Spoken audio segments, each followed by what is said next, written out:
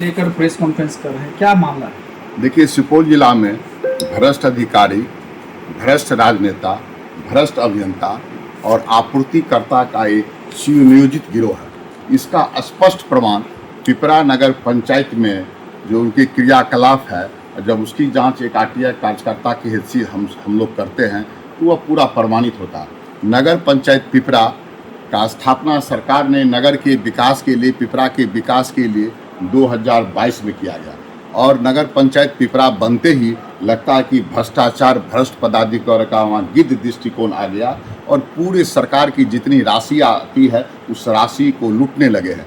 लगभग 4 वर्ष के कार्यकाल में पिपरा नगर पंचायत में कम से कम मात्र 2 आइटम में, एक परचेज में जो जेम पोर्टल के मार्फत से परचेज किया गया और दूसरा साफ सफाई के नाम से 6 करोड़ राशि का घोटाला हुआ है।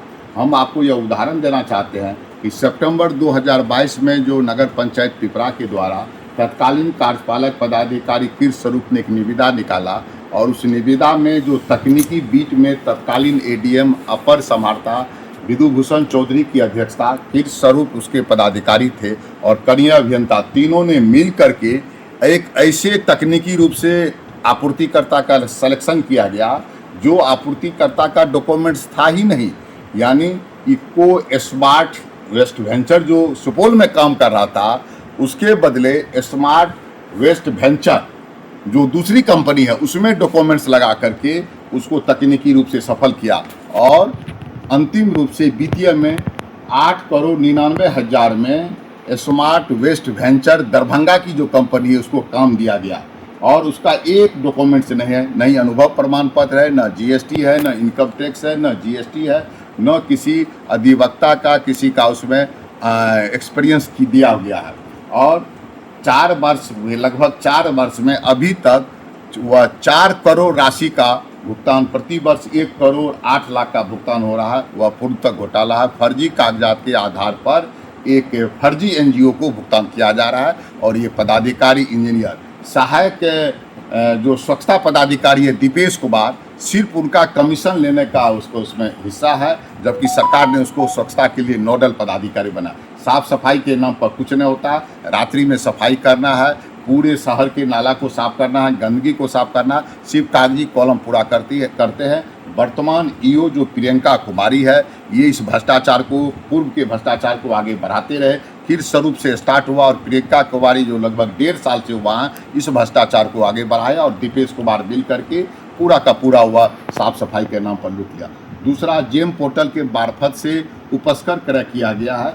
15 उपस्कर, वहाँ 15 निविदा निकाल कर उपस्कर क्रय किया गया और उस उपस्कर में आपको आश्चर्य लगा, जितने लोग उस टेंडर में भाग लेते हैं सभी का तकनीकी रूप से असफल हो जाते हैं। मात्र 3 चेहते कंपनी का सफल होता है। वह सभी कंपनियां जो है वह बिहार के बेतिया जिला और बिहार के गया जिला, यही 2 जिला के एनजीओ ने वर्तमान ईओ प्रियंका कुमारी से सेटिंग करके, जो उसके नोडल अफसर है बायर दीपेश कुमार से सेटिंग करके आपूर्तिकर्ता ये गिरोह बना करके गया और बेतिया की कंपनी को 13 महीना के कार्यकाल में 3 करोड़ 30 लाख 22,992 रुपया का सामान का क्रय किए गए।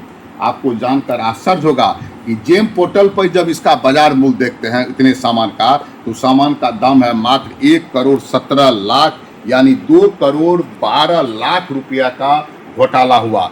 3 करोड़ 30 लाख में 2 करोड़ 12 लाख, यानी 60% घोटाला करते हैं और जो राशि आते हैं ये 3 बराबर हिस्से में बांटते हैं। एक ईओ प्रियंका कुमारी लेते हैं, दूसरा हिस्सा नोडल पदाधिकारी, स्वच्छता पदाधिकारी दीपेश कुमार लेते हैं और आपूर्तिकर्ता, ये तीनों मिलकर के राशि को बंदर बांट करते हैं। आपको जानकर आश्चर्य होगा कि जो बॉस स्टेप 10 लाख, लगभग 10 लाख रुपया में क्रय किए हैं, जबकि उसका मात्र दाम 4 लाख रुपया है। वाटर ड्रिंकिंग जो 5,98,000 यानी लगभग 6 लाख, उसका वास्तविक दाम 3 लाख में वाटर ड्रिंकिंग जेम पोर्टल पर ही मिलता है। साइन बोर्ड के लिए 8 लाख रुपया प्रति साइन बोर्ड, 5 साइन बोर्ड करते हैं 40 लाख, जबकि 4 लाख एक साइन बोर्ड का होता है। साइन बोर्ड में ही 20 लाख का घोटाला किए। और एक टॉयलेट मशीन जिसका दाम 12 लाख रुपया में परचेज किए गए हैं, वह 8 लाख में मिलता है। हम ये कहना चाहते हैं कि जेम पोर्टल ने पारदर्शिता लाने के लिए क्रय में लिया गया था, लेकिन पारदर्शिता के नाम पर ये वर्तमान ईओ विभाग के ये वरीय पदाधिकारी के संरक्षण में ये सामान हो रहे हैं। कई लोगों ने शिकायत किया, शिकायत के बाद कुछ नहीं हुआ। अंततः हमने इनकी तमाम मामले को उजागर करते हुए और आर्थिक अपराध इकाई में जाकर के इसकी निश्चित रूप से जांच की मांग करेंगे। वर्तमान जिला पदाधिकारी से हम अनुरोध करते हैं कि पूरे सुपौल जिले में जेम पोर्टल पर नियंत्रण रखने के लिए एक उच्च स्तरीय जांच हो और ये घोटाला पर पर्दाफाश हो। चूँकि नगर पंचायत का जो पैसा है वह नगर के लोगों का टैक्स का पैसा है, सरकार से ज़्यादा लोग टैक्स का पैसा देते हैं, इसलिए हर व्यक्ति की जवाबदेही होती है। इस भ्रष्टाचार का विरोध करें, अंकुश करें। हम इतना कह करके आप लोगों से अनुरोध करेंगे कि इसकी जांच आपके माध्यम से राज्य सरकार में जाए और आर्थिक अपराध इकाई या विशेष कोई विशेष निगरानी इकाई जांच